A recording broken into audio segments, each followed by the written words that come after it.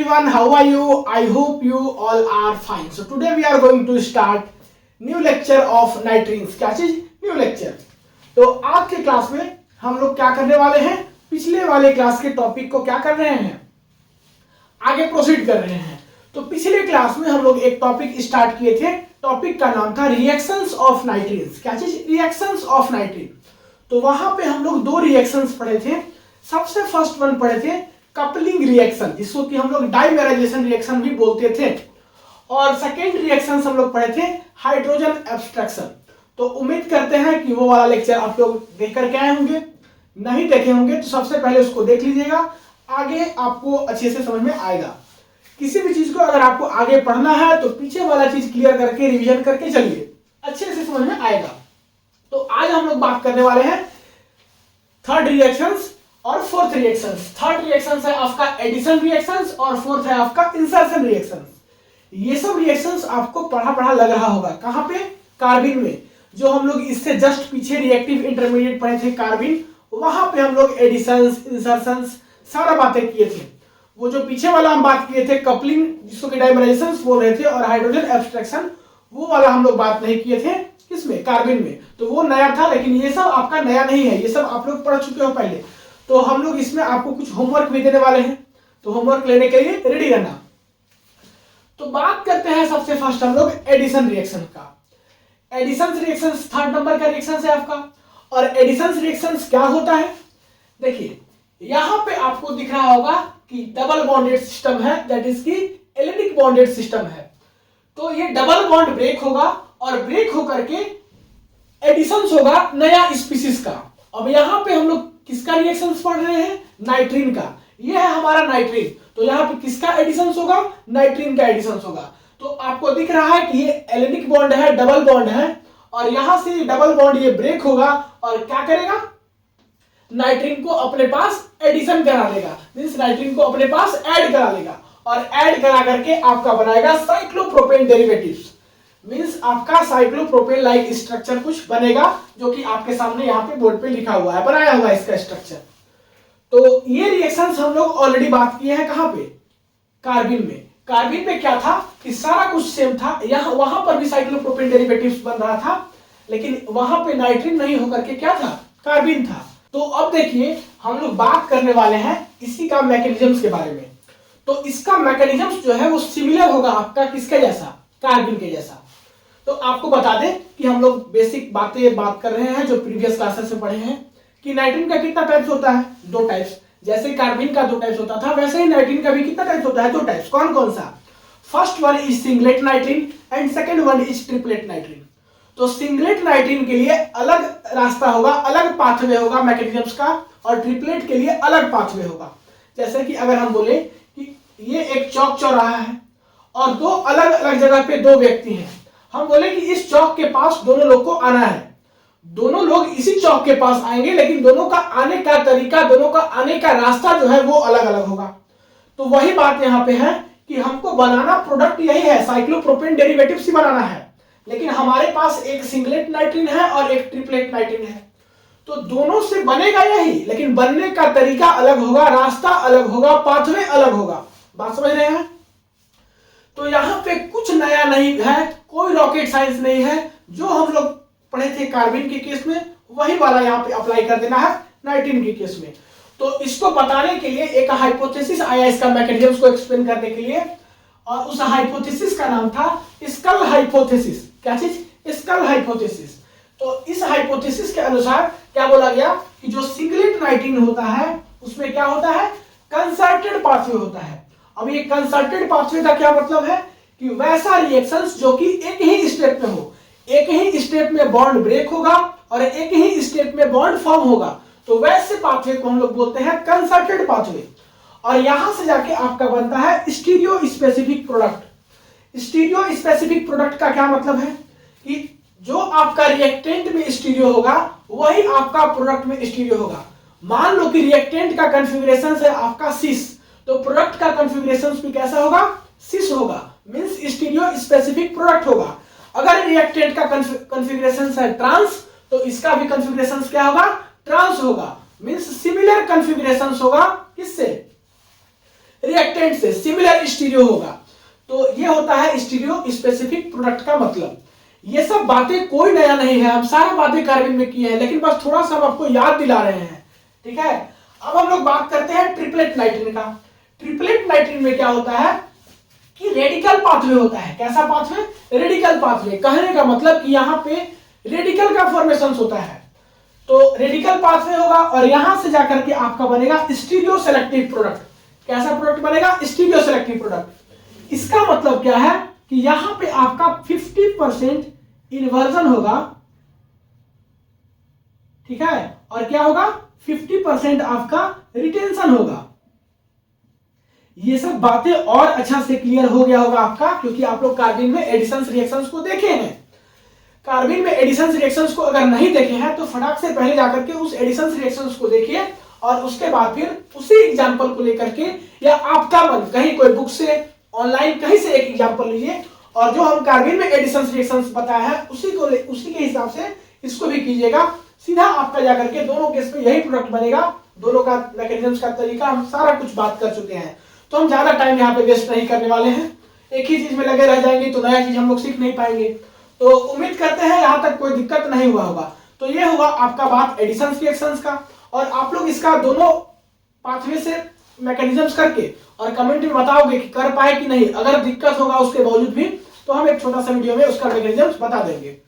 अब बात करते हैं हम लोग नेक्स्ट रिएक्शन, दैट इज की insertion reactions. Reactions number 4। Insertion reactions में क्या होता है कि आपका जो सिग्मा बॉन्ड है उसके बीच में कोई स्पीसीज क्या होगा? इंसर्ट हो जाएगा। मींस सिग्मा बॉन्ड के बीच में एक नया बॉन्ड का इंसर्शन हो जाएगा। अब यहाँ पे नया स्पीसीज कौन सा है? यहाँ पे आपका नया स्पीसीज है नाइट्रीन, क्योंकि हम लोग नाइट्रीन का इंसर्शन करा रहे हैं। तो क्या होगा? ये जो Cr ये बॉन्ड है, ये बॉन्ड को हम लोग क्या बोलते हैं? ये सिग्मा बॉन्ड होता है, ये सिंगल बॉन्ड है। इसके बीच में आपका क्या होगा? ये नाइट्रीन स्पीसीज जो है वो क्या करेगा? बॉन्ड बना लेगा, इसके बीच में इंसर्ट हो जाएगा, ठीक है। इंसर्शन का मतलब क्या होता है? इंसर्ट होना, किसी के बीच में जाकर के इंसर्ट हो जाना। जैसे कि अगर हम बोले कि ये है आपका क्या, ये है आपका कार्बन और ये है आपका R ग्रुप, ये है आपका बॉन्ड। तो इस बॉन्ड के बीच में अगर ये मान लीजिए मेरा हाथ अगर क्या है? नाइट्रीन है, तो ये मेरा हाथ क्या करेगा? ये दोनों बॉन्ड के बीच में जाकर के इंसर्ट हो जाएगा। तो वही काम हुआ है कि यहाँ नाइट्रीन जो है ये दोनों बॉन्ड के बीच में इंसर्ट हो गया है। दिख रहा होगा कि नाइट्रीन क्या हुआ है? ये कार्बन और ये R बॉन्ड के बीच में इंसर्ट हो गया है। तो इसी को बोलते हैं इंसर्शन रिएक्शन। क्लियर है? इसका भी मैकेनिज्म्स को डिफाइन करने के लिए एक क्या आया? प्रोसेस है जो कि है आपका स्कल हाइपोथेसिस। जैसे इसका था, यहां पे भी क्या था? ये सब भी बातें हम लोग डिस्कस किए हुए हैं। बस एक बार आपको देखना है कि सिंगलेट नाइट्रीन के केस में अलग पाथवे फॉलो करता है, ट्रिपलेट के केस में अलग पाथवे। सिंगलेट में आपका कंसर्टेड पाथवे और ट्रिपलेट में आपका रेडिकल पाथवे। कंसर्टेड का मतलब क्या हम बोले कि जो इसका जिसमें एक ही स्टेप पे बॉन्ड ब्रेकिंग और बॉन्ड फॉर्मेशन दोनों हो जाए। और रेडिकल पाथवे में क्या बोले कि इसमें जो है क्या होता है? रेडिकल का फॉर्मेशन होता है। तो अब हम लोग देखिए इसका मैकेनिज्म जल्दी से देख लेते हैं। ये है आपका सिंगलेट नाइट्रीन, दिख रहा होगा। तो ये सिंगलेट नाइट्रीन है और ये है आपका यही वाला स्पीसीज जिसमें कि आपका सिग्मा बॉन्ड है। तो रिएक्शंस करा रहे हैं। होगा क्या कि यहां से देखिए, आप लोग को थोड़ा सा समझना है। हम क्या बोले कि ये जो सिंगलेट नाइट्रीन है वो एक ही स्टेप में होता है, मींस कंसर्टेड पाथवे फॉलो करता है। तो एक ही स्टेप पे बॉन्ड ब्रेक होगा और बॉन्ड का फॉर्मेशन होगा। तो ये जो Cr बॉन्ड है ये ब्रेक होगा। तो ये जो Cr बॉन्ड है ये ब्रेक होगा, जिसको हम लोग कुछ ब्रेक होता है तो ऐसे दिखाते हैं, या फॉर्म होता है तब पर भी डॉटेड लाइन से दिखाते हैं। तो ये बॉन्ड आपका क्या होगा? ब्रेक होगा। ये बॉन्ड ब्रेक होगा मींस यहां पे कुछ होमोलिटिक क्लीवेज होगा। अब ये बॉन्ड ब्रेक होगा तो इस R के पास अपना इलेक्ट्रॉन और इस कार्बन के पास अपना इलेक्ट्रॉन। तो यहां पे दिखेगा आपको कि कार्बन के पास एक इलेक्ट्रॉन आ जाएगा। तो ये कार्बन का इलेक्ट्रॉन जो है ये नाइट्रोजन का एक इलेक्ट्रॉन को लेकर के यहाँ पे एक बॉन्ड बना लेगा। और यहाँ पे R के पास जो इलेक्ट्रॉन है वो इलेक्ट्रॉन और ये नाइट्रोजन का एक इलेक्ट्रॉन मिलकर के यहाँ से एक बॉन्ड बना लिया। तो यहाँ पे क्या हुआ कि एक ही स्टेप में बॉन्ड ब्रेक भी हो रहा है और बॉन्ड का फॉर्मेशन भी हो रहा है। कौन सा बॉन्ड ब्रेक कर रहा है? ये वाला। और कौन सा बॉन्ड फॉर्म हो रहा है? ये दोनों। तो बॉन्ड ब्रेकिंग बॉन्ड फॉर्मेशन एक ही स्टेप में हो रहा है। अब देखिए नेक्स्ट स्टेप में कि ये दोनों के बीच में ये जो नाइट्रीन था, ये जो स्पीसीज नाइट्रीन था वो जाकर के इंसर्ट हो गया। तो ये कार्बन और R के बीच में ये क्या हुआ? नाइट्रीन इंसर्ट हो गया। तो इसी के चलते हम लोग इसको बोलते हैं इंसर्शन रिएक्शन। क्या बोलते हैं? Insertion reaction. अब हम लोग बात करते हैं ट्रिपलेट नाइट्रीन का। ट्रिपलेट नाइट्रीन में क्या होगा कि ये देखिए आपका ट्रिपलेट नाइट्रीन है। एक चीज बता रहे हैं आपको कि ये सब बातें आपको मालूम होना चाहिए कि ये सिंगलेट है, ये ट्रिपलेट है। अगर यही नहीं पहचानने आएगा तो फिर तो बहुत बड़ा दिक्कत की बात है। आपको फिर भी हम एक बार बता दे रहे हैं, सिंगलेट नाइट्रीन में जो आपका 4 नॉन बॉन्डेड इलेक्ट्रॉन होता है वो किसमें होता है? 2 लोन पेयर के फॉर्म में प्रेजेंट होता है। और ट्रिपलेट नाइट्रीन में जो 4 नॉन बॉन्डेड इलेक्ट्रॉन है वो 1 लोन पेयर और 2 अनपेयर्ड इलेक्ट्रॉन के फॉर्म में प्रेजेंट होता है। तो ये सब बेसिक डिफरेंस है। नाइट्रीन पढ़ रहे हैं, नाइट्रीन का टाइप्स, और उसको पहचानने ही नहीं आ रहा है तो ये बहुत दिक्कत की बात है। तो ये है आपका ट्रिपलेट नाइट्रीन। ट्रिपलेट नाइट्रीन में हम बोले कि रेडिकल पाथवे फॉलो करता है, मींस यहाँ पे रेडिकल का फॉर्मेशन होता है। तो यहाँ पे क्या होगा कि यहाँ पर भी होमोलिटिक क्लीवेज होगा। क्या होगा? होमोलिटिक क्लीवेज होगा। होमोलिटिक क्लीवेज होगा, ठीक है। होमोलिटिक क्लीवेज में क्या होता है कि कार्बन अपना इलेक्ट्रॉन अपने पास लेगा, आर अपना इलेक्ट्रॉन अपने पास लेगा। मींस यहाँ पे रेडिकल बना रहा है, रेडिकल का फॉर्मेशन कर रहा है। दिख रहा है यहाँ पे कार्बन क्या बनाया? रेडिकल बनाया। और नाइट्रोजन क्या बनाया? रेडिकल बनाया। और नाइट्रोजन का एक अनपेयर्ड इलेक्ट्रॉन और ये आर का एक इलेक्ट्रॉन दोनों आपस में मिलकर के क्या कर लिया? बॉन्ड बना लिया। देखिए एक बार हम फिर से बता रहे हैं, आप लोग को अच्छे समझना है। यहां पे हम बोले कि कार्बन अपना इलेक्ट्रॉन ले लिया और आर अपना इलेक्ट्रॉन ले लिया होमोलिटिक क्लीवेज में। यहां पे इसके पास 2 अनपेयर्ड इलेक्ट्रॉन है, तो एक अनपेयर्ड इलेक्ट्रॉन इस आर के इलेक्ट्रॉन के साथ मिलकर के बॉन्ड बना लिया। जब बॉन्ड बनाएगा तो इस नाइट्रोजन के साथ ये आर आ जाएगा। तो ये नाइट्रोजन के साथ ये आर दिख रहा है, ये वाला आर, और एक आर इसके पास पहले से था तो वो वाला आर यहाँ पे है। इसके पास एक लोन पेयर बचा क्योंकि ये लोन पेयर है, और एक और अनपेयर्ड इलेक्ट्रॉन बचा क्योंकि 2 अनपेयर्ड इलेक्ट्रॉन था, एक ही अनपेयर्ड इलेक्ट्रॉन बॉन्ड बना रहा है तो एक और अनपेयर्ड इलेक्ट्रॉन यहाँ बचा। और कार्बन के पास क्या बना? रेडिकल बना। तो इस स्टेप पे क्या होता है? रेडिकल बनता है। तो इसी के चलते हम लोग बोलते हैं रेडिकल पाथवे। अब क्या होगा यहाँ पे? अब क्या होगा कि ये जो अनपेयर्ड इलेक्ट्रॉन बचा हुआ है ये अपना इलेक्ट्रॉन और ये रेडिकल वाला एक इलेक्ट्रॉन मिलकर के क्या करेगा? फर्दर बॉन्ड बना लेगा। फर्दर बॉन्ड बना करके और फाइनली फिर भी यही प्रोडक्ट बनाएगा। देखिए यहां से भी यही प्रोडक्ट बना, यहां से भी यही प्रोडक्ट बना। यहां पर भी नाइट्रोजन क्या हुआ? इंसर्ट हुआ इस कार्बन और आर बॉन्ड के बीच में। लेकिन दोनों का पाथवे अलग अलग है। मींस हमको जाना एक ही जगह है लेकिन जाने का तरीका अलग है, रास्ता अलग है। तो वही वाला बात है कि मैकेनिज्म अलग है, पहुंचना वही है। लक्ष्य आपका कंफर्म है कि हमको क्या करना है? एग्जाम क्रैक करना है, एग्जाम पास करना है।